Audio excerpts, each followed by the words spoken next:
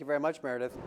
Well, landlords calling New York's extension of the eviction moratorium unconstitutional, now taking that fight to court. News 12's Beth Cefalu with a look at the latest lawsuit filed by landlords. Calling it a violation of due process, the Building and Realty Institute is taking on the state, suing to stop the eviction moratorium, which was re-extended in September through January of next year. Denies access, meaningful access to the court system and the legal process to property owners.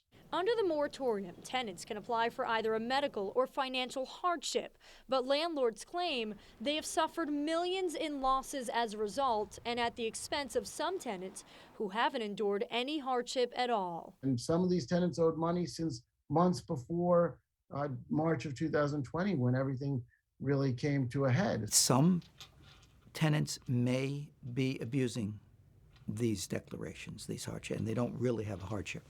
But the vast majority of the tenants that we see are not lying. They do have a financial hardship. Bedell is going to court weekly, representing tenants being challenged by landlords, and urges both parties to instead apply for emergency rental assistance from the state called ERAP. So far, nearly 300,000 applications were submitted, and a third paid, including over $1 billion to landlords. The stipulation: tenants are then allowed to stay at the property for an entire year at the same rent. The pain is going to have to be shared.